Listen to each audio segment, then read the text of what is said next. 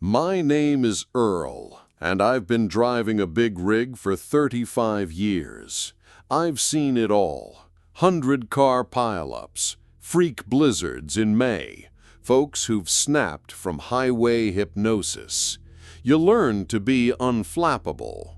But there was one haul, about 10 years back, that made me question everything I thought I knew about the road. It was a sealed load, a blind shipment from a pharmaceutical logistics company in California, destination somewhere deep in the Utah desert. This meant I couldn't look inside. I hooked up the refrigerated trailer, a Reefer, checked the seals were intact, and got the paperwork.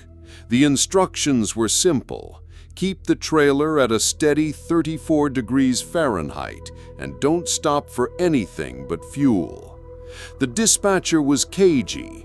The destination was just coordinates for an unmarked warehouse, and the whole thing felt off from the get-go. But the pay was triple the usual rate, and in this line of work, you learn not to ask too many questions when the money is that good.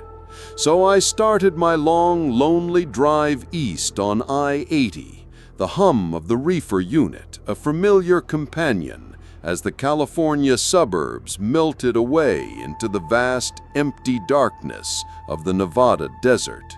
It started about 300 miles in, somewhere in that dead zone between Reno and Winnemucca. It was a sound, or more of a feeling, that vibrated up through the floor of my cab. A single, rhythmic thump. It was low and heavy, like a sack of potatoes being dropped from a short height. Thump. A pause for a few seconds. Thump. I figured it was just the load settling, some piece of equipment shifting with the motion of the truck. But it was the rhythm that was getting to me. It wasn't random. It was deliberate. Thump, thump, thump. It seemed to keep time with the seams in the asphalt. I'd hit a bump, and the rhythm would be thrown off for a second before it started again. I tried turning up my radio, but the sound was so low it was more of a feeling, a pressure against my eardrums that I couldn't drown out. The monotonous drone of the Reefer was always there, but this was a new, unwelcome passenger in the symphony of the road. I felt my knuckles go white on the steering wheel, the vast, star-filled emptiness outside my windows suddenly feeling profoundly menacing, as if the desert itself was holding its breath, listening along with me. I pulled over at a brightly lit fuel station, the only sign of life for 100 miles. The moment the truck stopped rolling, the thumping stopped. Absolute silence, apart from the Reefer's hum. I got out, my boots crunching on the gravel, and did a full walk-around. I checked the tires, the lines, and then I stood by the back of the trailer. The seals were perfectly intact, just as I'd left them. I put my ear against the cold metal door, listening. Nothing, just the whir of the cooling fans. I hammered my fist on the door. "Anything in there?" I yelled, feeling like a complete fool. The only response was the echo of my own voice against the side of the trailer. I fueled up, got a coffee, and tried to laugh it off.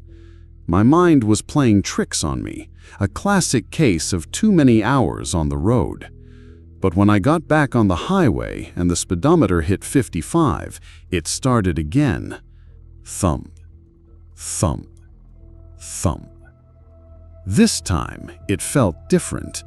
It felt angry. It felt like something was trying to get my attention, and it was growing impatient. I drove through the rest of the night, the sun rising over the salt flats of Utah, the relentless thumping my only companion. I was exhausted, not from the driving, but from the tension. I finally reached the coordinates, A nondescript, windowless concrete building in the middle of nowhere. A man in a clean white lab coat, holding a clipboard, came out to meet me. He didn't say a word, just checked the seals and the temperature log. As a forklift began to unload my trailer, another man in a suit came over to my cab. He handed me a thick envelope of cash and a non-disclosure agreement. "You didn't see anything. You didn't hear anything," he said, his voice flat and final. "You just dropped a trailer. Understand?" I nodded, not trusting myself to speak. I unhitched the trailer and drove away without a backward glance, the silence in my cab now feeling deafening and unnatural. I never knew what was in that trailer. I never wanted to know. But here's the part that freezes my blood every time I think about it. Before I dropped the trailer, while the man in the lab coat was checking the seals, I took one last look in my passenger side mirror at the big, white, windowless side of that reefer. And I saw it. On the dusty, grimy surface, etched from the inside out, were letters. It wasn't a word. It looked like someone had been desperately clawing at the inside of the door, and their fingers had traced a single, repeating pattern into the condensation and frost on the interior wall, a pattern that was now visible as the sun warmed the metal. Over and over again, clawed into the grime, were three letters: S-O-S. I sold my rig a month later and took a local dispatching job. I couldn't handle the solitude of the long haul anymore, because sometimes when the office is quiet, I can still feel that rhythm in the floorboards. Thump, thump, thump. My name's Danny, and I haul lumber up and down the East Coast. Most of my routes are on busy interstates, but every now and then I have to take a shortcut through the winding, two-lane blacktops of the Appalachian Mountains. It's beautiful country in the daytime, but at night it's a different world. The woods press in on the road, the trees are so thick they swallow your high beams, and you can drive for an hour without seeing another soul. One night, I was cutting through a notoriously lonely stretch of Route 33 in West Virginia, trying to make up some lost time.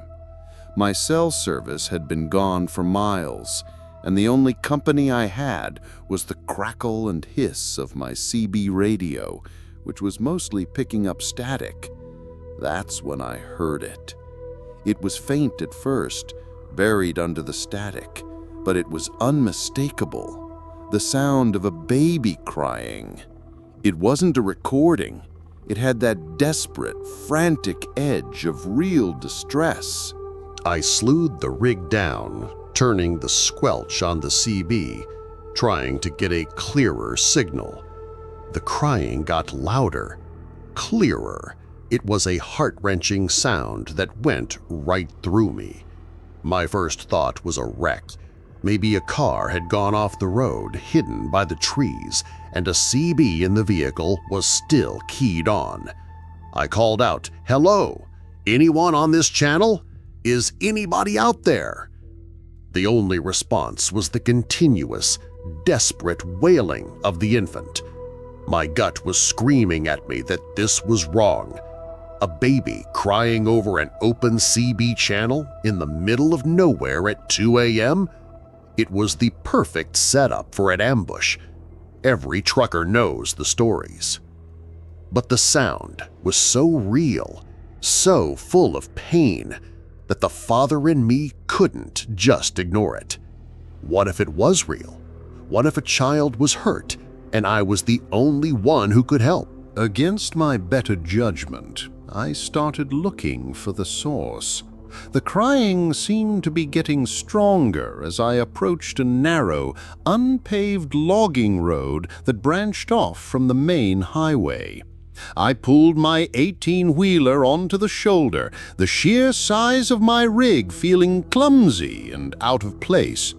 I killed the engine, and the silence of the forest rushed in, broken only by the sound of the crickets and that awful crying which was now clearly coming from just a short distance down that dark, forbidding path. I grabbed my heaviest maglite, a tire iron, and stepped out of the cab, my heart hammering in my chest. Every horror movie I'd ever seen was playing in my head, but I had to know. I walked cautiously down the dirt road, the beam of my flashlight cutting a nervous path through the pitch-black woods. The crying led me to a small clearing about 50 yards in. In the center of the clearing, sitting on a tree stump, was a small portable cassette player. The sound of the crying was coming from its tiny, tinny speaker, the tape looping over and over again. The relief that washed over me was immediately replaced by a new, colder wave of terror.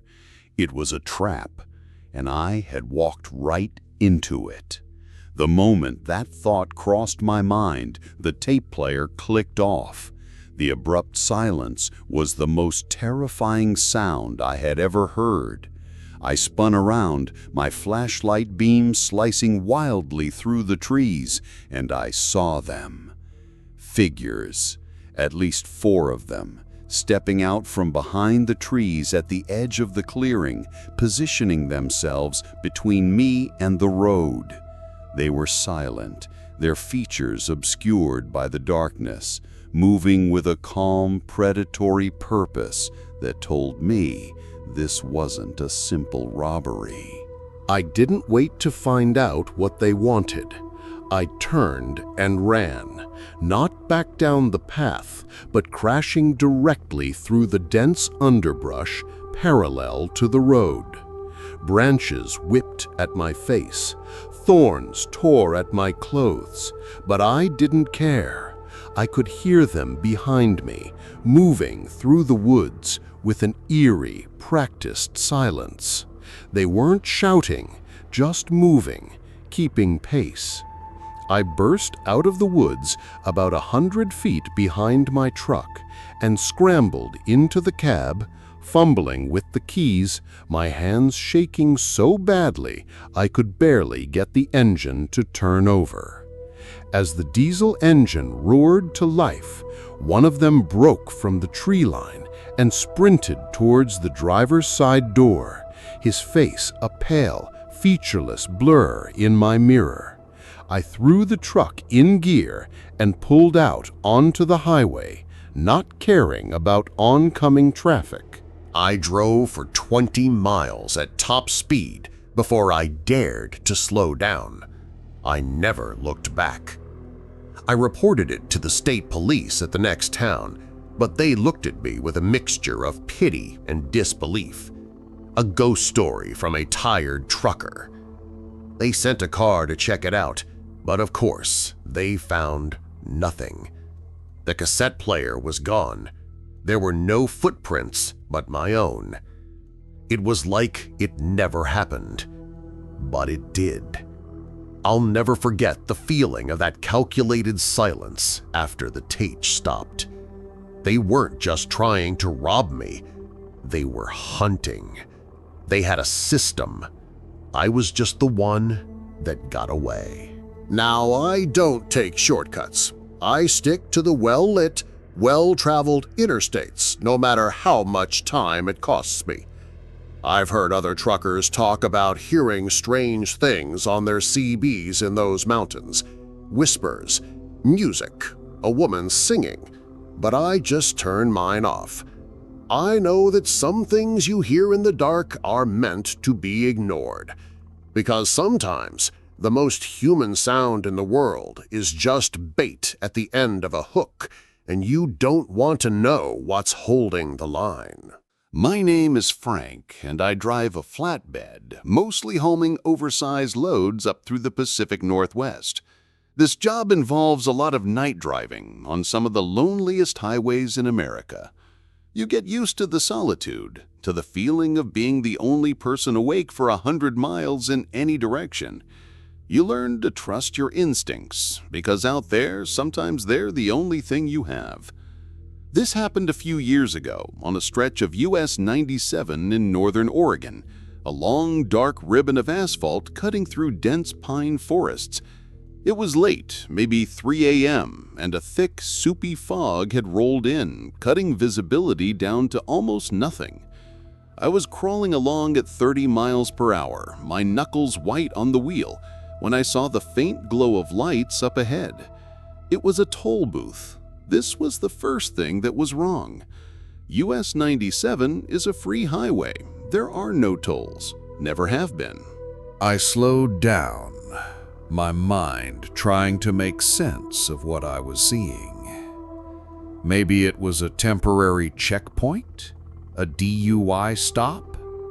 As I got closer, I saw it was an old, rickety wooden booth, like something out of the 1950s, with a single bare bulb hanging over the window, casting a sickly yellow light. There was a single wooden barrier arm blocking the road. My headlights illuminated a figure inside the booth, a man. He was unnaturally still, just a dark shape behind the glass.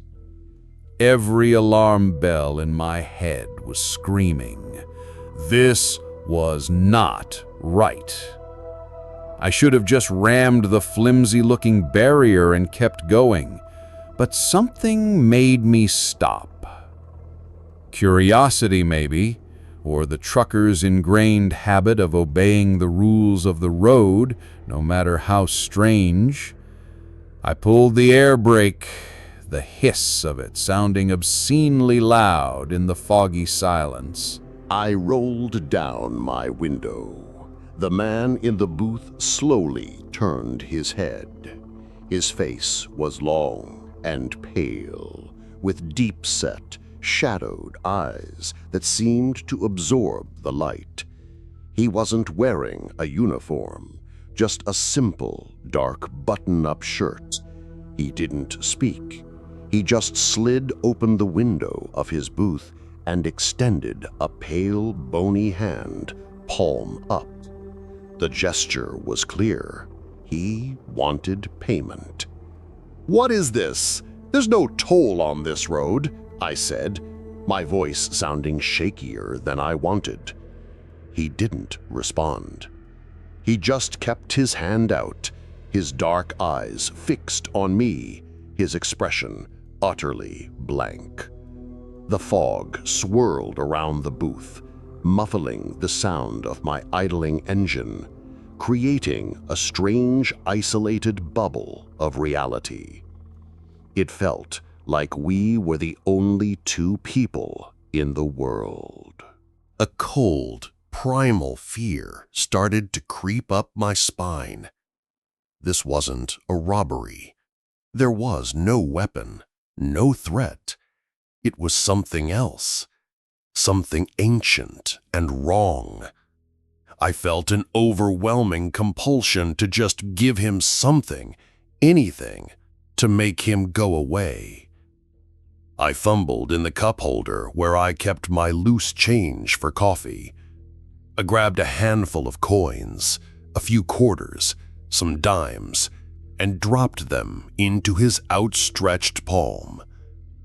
His fingers, cold and dry like old paper, brushed against mine. The moment the coins touched his skin, he closed his hand, retracted his arm back into the booth, and the barrier arm outside slowly, jerkily lifted up, clearing the way. He never said a word. He just turned his head and went back to staring straight ahead into the fog. I didn't need to be told twice. I threw the truck in gear and hit the accelerator, not looking in my mirrors until I was at least a mile down the road. When I finally did, there was nothing behind me.